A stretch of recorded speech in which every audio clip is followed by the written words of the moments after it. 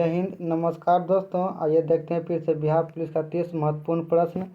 सभी प्रश्न आपके एग्जाम की दृष्टि से बहुत ज़्यादा महत्वपूर्ण है, इसीलिए सभी प्रश्नों को आपको शुरू से अंतिम तक जरूर देखना है। और वीडियो अच्छा लगता है जय लोगों को शेयर कीजिए और चैनल को सब्सक्राइब कीजिए। दोस्तों, आपके पास बहुत कम समय बचा, इसीलिए जितना ज़्यादा आप मॉक टेस्ट मारिए उतना फ़ायदा रहेगा दोस्तों। इसीलिए आइए शुरू करते हैं। पहला प्रश्न है दोस्तों, ग्लेशियर में बर्फ़ हमेशा कहाँ से पिघलता है? ग्लेशियर जो होता है दोस्तों, बर्फ़ से सतह ढका रहता है। उस ग्लेशियर में बर्फ़ हमेशा कहाँ से पिघलता है? तो इसका सही आंसर है दोस्तों, सबसे निचली सतह से।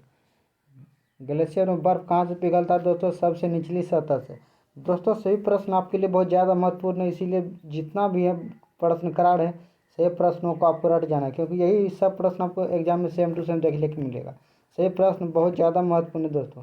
जितना भी दोस्त यार, सभी संगीन रिश्तेदार है, सभी के पास चैनल को फैलाइए दोस्तों, क्योंकि सभी को फायदा होना बहुत आवश्यक है दोस्तों, क्योंकि बहुत बड़ा वैकेंसी है दोस्तों।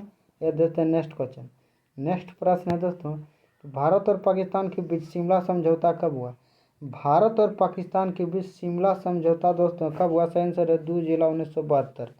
2 जुलाई 1972 भारत और पाकिस्तान के बीच शिमला समझौता हुआ था। बार बार पूछा जाता है दोस्तों, शिमला समझौता कब हुआ? तो 2 जुलाई 1972। शिमला समझौता कब हुआ था? 2 जुलाई 1972 में शिमला समझौता हुआ था। अगला प्रश्न है कि लघु ज्वार भाटा कब आता है? लघु ज्वार भाटा दोस्तों बहुत महत्वपूर्ण प्रश्न है। लघु ज्वार भाटा कब आता है? ज्वार भाटा, लघु ज्वार भाटा बहुत महत्वपूर्ण प्रश्न है दोस्तों। जितना भी वीवीआई मारिएगा दोस्तों उतना कम है। लघु ज्वार भाटा कब आता है? सही आंसर शुक्ल सप्तमी के दिन। बहुत महत्वपूर्ण प्रश्न है दोस्तों, लघु ज्वार भाटा कब आता है? सही आंसर है शुक्ल सप्तमी के दिन। शुक्ल पक्ष में जो सप्तमी होता है दोस्तों, सप्तमी के दिन लघु ज्वार भाटा आता है।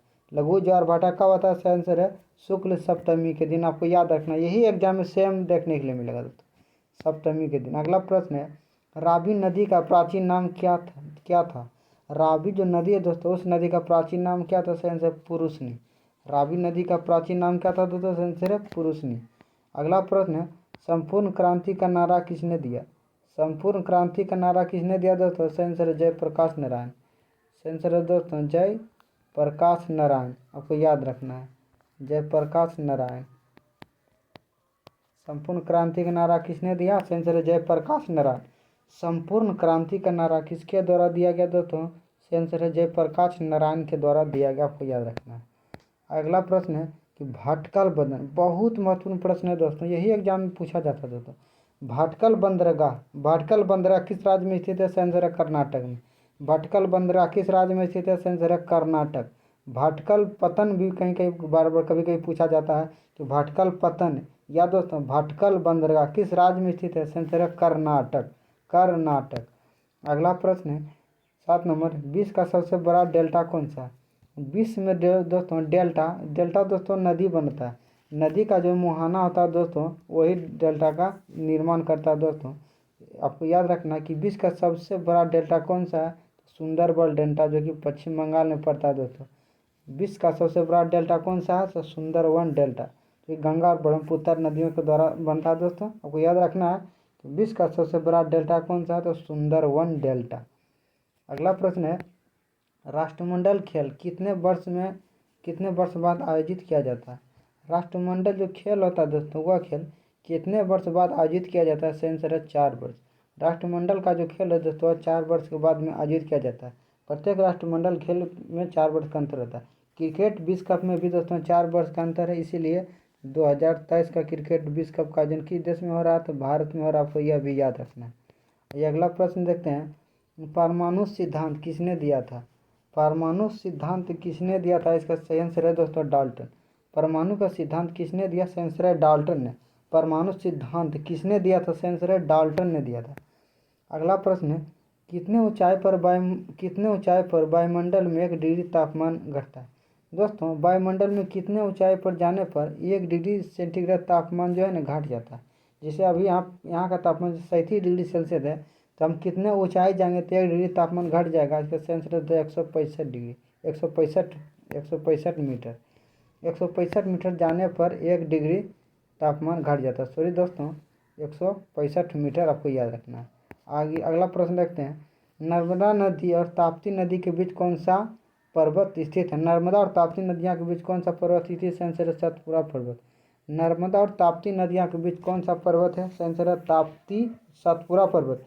नर्मदा नदी, यह दोस्तों नर्मदा समझिए ताप्ती नदी है, इस दोनों नदी के बीच में समझिए यहाँ पर कौन सा पर्वत है? इसका आंसर है सतपुरा पर्वत। नर्मदा नदी और ताप्ती नदी के बीच कौन सा? सतपुरा पर्वत। इसमें क्वेश्चन और पूछा जाता है दोस्तों, वह कौन सा नदियाँ जो डेल्टा का निर्माण नहीं करता है? तो उसका भी आंसर हो जाएगा नर्मदा ताप्ती। नर्मदा और ताप्ती नदियाँ जो है दोस्तों डेल्टा का निर्माण नहीं करता। आपको याद रखना है कि कौन सा नदी डेल्टा का निर्माण नहीं करता है, तो नर्मदा और ताप्ती, यह भी आपको याद रखना है।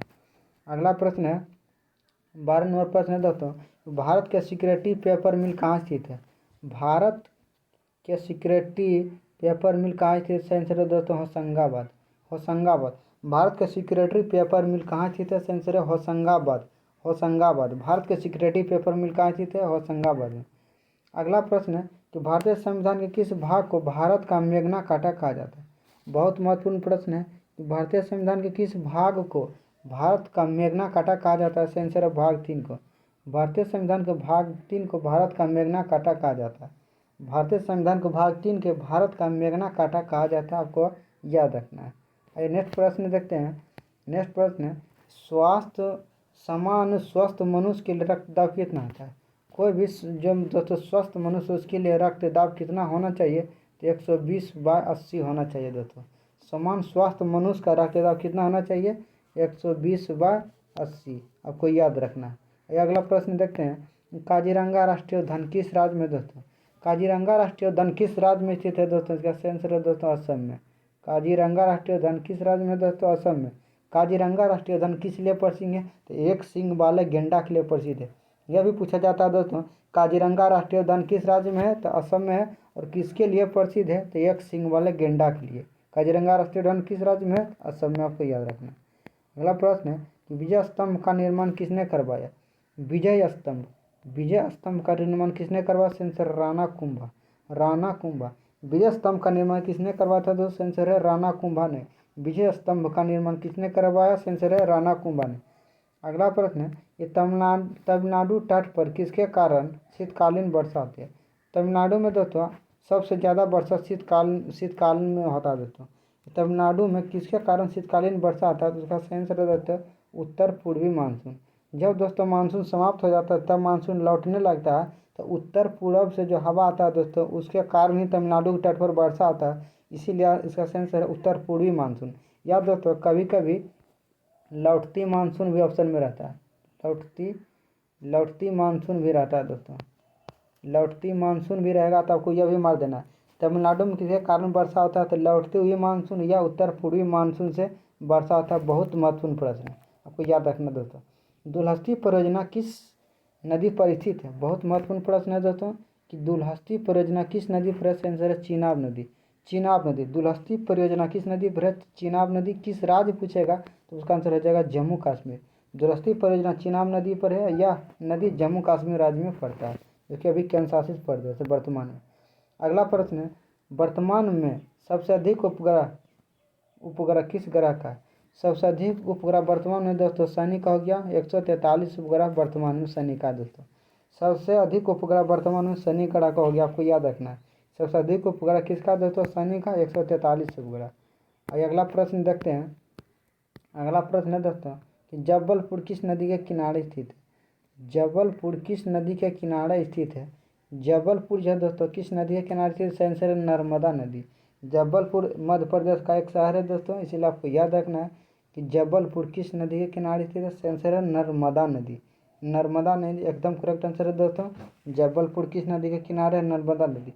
नर्मदा नदी को दोस्तों मध्य प्रदेश का जीवन रेखा के नाम से भी जाना जाता है। मध्य प्रदेश का जीवन रेखा किस नदी को कहा जाता है? उसका भी आंसर हो जाएगा नर्मदा नदी। जबलपुर किस नदी के किनारे है? इसका भी आंसर है नर्मदा नदी। अगला प्रश्न है कि आसियान का मुख्यालय कहाँ दोस्तों? आसियान का मुख्यालय कहाँ दोस्तों? आंसर है जकार्ता। आसियान का स्थापना कब हुआ था दोस्तों? 1967 में था, आपको यह भी याद रखना है। ये आसियान का स्थापना कब हुआ? 1967 में हुआ। आसियान का मुख्यालय कहाँ था? जकार्ता। आसियान का मुख्यालय कहाँ है? तो जकार्ता। और आसियान का स्थापना कब हुआ? 1967 में होगा, आपको यह भी याद रखना है। अगला प्रश्न देखते हैं, भारत सरकार की आय का मुख्य स्रोत क्या है? भारत सरकार का आय का मुख्य स्रोत क्या है दोस्तों? बहुत महत्वपूर्ण प्रश्न है। भारत सरकार का आय का मुख्य स्रोत क्या है? आंसर है निगम कर। भारत सरकार का आय का मुख्य स्रोत वर्तमान में निगम कर है दोस्तों। भारत सरकार का आय का मुख्य स्रोत क्या है? आंसर है निगम कर। निगम कर आपको याद रखना है। अगला प्रश्न है, अकबर का मकबरा कहाँ स्थित है? अकबर का मकबरा कहाँ स्थित है दोस्तों? इसका आंसर दोस्तों सिकंदरा। सिकंदरा किस राज्य में दोस्तों? उत्तर प्रदेश में। अकबर का मकबरा कहाँ दोस्तों? तो सिकंदरा है। अकबर जो दोस्तों चित्रकला के रूप में प्रसिद्ध है दोस्तों, चित्रकला के लिए विख्यात है, आपको यह भी याद रखना है। पूछा जाता है दोस्तों कौन सा मुगल शासक चित्रकला में प्रसिद्ध है? आंसर उसका अकबर हो जाएगा। अकबर का मकबरा कहाँ दोस्तों? इसका आंसर है सिकंदरा। सिकंदरा आपको याद रखना है। आगे नेक्स्ट क्वेश्चन देखते हैं, रंगोली रंगोली लोक शैली का संबंध किस राज्य से है? रंगोली लोक शैली का संबंध किस राज्य से है दोस्तों? आंसर है दोस्तों महाराष्ट्र। रंगोली लोक शैली का संबंध किस राज्य से है? आंसर है दोस्तों महाराष्ट्र से। रंगोली एक लोक शैली है दोस्तों, और किस राज्य का है? आंसर है दोस्तों महाराष्ट्र। बहुत महत्वपूर्ण, यही सब प्रश्न आपको एग्जाम में देखने के लिए मिलेगा सेम टू सेम दोस्तों, इसीलिए सही प्रश्न आपको रटना है। बार बार वीडियो देख कर दोस्तों सही प्रश्न आपको रट जाइए। वीडियो अच्छा लगता है ज़्यादा लोगों को शेयर भी कीजिए दोस्तों। आइए अगला प्रश्न देखते हैं। अगला प्रश्न है, पटना उच्च न्यायालय का स्थापना कब हुआ? बहुत महत्वपूर्ण प्रश्न है दोस्तों कि पटना उच्च न्यायालय का स्थापना कब हुआ? आंसर दोस्तों 1916। पटना उच्च न्यायालय का स्थापना 1916 हुआ दोस्तों। इसमें और एक क्वेश्चन पूछा जाता है दोस्तों तो पटना विश्वविद्यालय का स्थापना कब हुआ? तब उसका आंसर हो जाएगा 1917। पहले उच्च न्यायालय का स्थापना हुआ दोस्तों, उसके बाद विश्वविद्यालय का स्थापना हुआ, इसलिए आपको याद रखना है। पटना उच्च न्यायालय का स्थापना कब हुआ? 1916 में। और पटना विश्वविद्यालय पूछेगा तब हो जाएगा 1917। अगला प्रश्न है दोस्तों, आधुनिक देवनागरी लिपि का प्राचीन रूप क्या है? अभी जो देवनागरी लिपि है दोस्तों, जो कि हिंदी भाषा लिखा जाता है, संस्कृत भाषा लिखा जाता है, वो सभी भाषा देवनागरी लिपि में लिखा जाता है। यह आधुनिक जो देवनागरी लिपि है, उस देवनागरी लिपि का प्राचीन नाम क्या था? आंसर ब्राह्मणी लिपि। ब्राह्मणी लिपि को दोस्तों वर्तमान में देवनागरी लिपि के रूप में जाना जाता है। आपको याद रखना है कि आधुनिक देवनागरी लिपि का प्राचीन रूप क्या है? आंसर है ब्राह्मणी लिपि।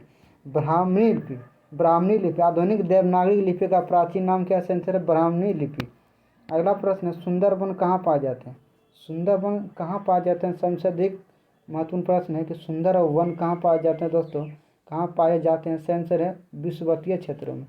विषुवतीय क्षेत्रों में सुंदरबन देखने के लिए सबसे अधिक मिलता है दोस्तों।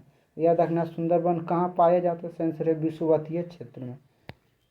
अगला प्रश्न है, मानव ने चंद्रमा पर पहला कदम कब रखा? मानव ने चंद्रमा पर पहला कदम कब रखा दोस्तों? कन्फ्यूजन नहीं होना दोस्तों, यानी दोस्तों मानव ने चंद्रमा पर कब उतरा दोस्तों? इसका आंसर है 1969 में। 1969 में दोस्तों मानव चंद्रमा पर उतरा था, आपको याद रखना है। मानव ने चंद्रमा पर सर्वप्रथम कब उतरा था? आंसर है 1969 में। आइए नेक्स्ट क्वेश्चन देखते हैं, अर्जुन पुरस्कार किस क्षेत्र में दिया जाता है दोस्तों? अर्जुन पुरस्कार दोस्तों किस क्षेत्र में दिया जाता है? आंसर है खेल के क्षेत्र में। खेल में सराहनीय योगदान के लिए दोस्तों अर्जुन पुरस्कार दिया जाता है। अर्जुन पुरस्कार वर्तमान में अभी 25 लाख रुपया दिया जाता है दोस्तों। अर्जुन पुरस्कार के रूप में अभी वर्तमान में 25 लाख रुपया दिया जाता है, आपको यह भी याद रखना है। अर्जुन पुरस्कार किस क्षेत्र में दिया जाता है दोस्तों? तो खेल क्षेत्र में। अच्छा जो खेल कर दिखाता है दोस्तों कोई भी क्षेत्र में, उसके लिए अर्जुन पुरस्कार सराहनीय योगदान के लिए दिया जाता है। आपको याद रखना है अर्जुन पुरस्कार किस क्षेत्र में दिया जाता है? खेल क्षेत्र में। अर्जुन पुरस्कार पूछेगा कि शुरुआत कब हुआ दोस्तों? तो इसका शुरुआत हुआ 1961 में। अर्जुन पुरस्कार की शुरुआत हुआ 1961 में, खेल के क्षेत्र में दिया जाता है, आपको यह भी याद रखना है। अगला प्रश्न दोस्तों, उस्ताद अमजद अली खान किस वाद्ययंत्र से संबंधित है? उस्ताद अमजद अली खान वह कौन सा वाद्ययंत्र से संबंधित है? बहुत महत्वपूर्ण प्रश्न है दोस्तों। उस्ताद अमजद अली खान कौन सा वाद्ययंत्र से संबंधित है? आंसर है सरोद वादक। उस्ताद अमजद अली खान किस वाद्ययंत्र से संबंधित है? आंसर है सरोद वादक। सही प्रश्न बहुत महत्वपूर्ण है दोस्तों। आंसर है क्या? सरोद वादक। सही प्रश्न आपके लिए बहुत ज़्यादा महत्वपूर्ण है दोस्तों, इसीलिए वीडियो को बार बार देखिए, सही प्रश्न आप रट जाइए दोस्तों। वीडियो अच्छा लगता है ज़्यादा लोगों को शेयर कीजिए दोस्तों, चैनल को सब्सक्राइब कीजिए। मिलते हैं अगले वीडियो में।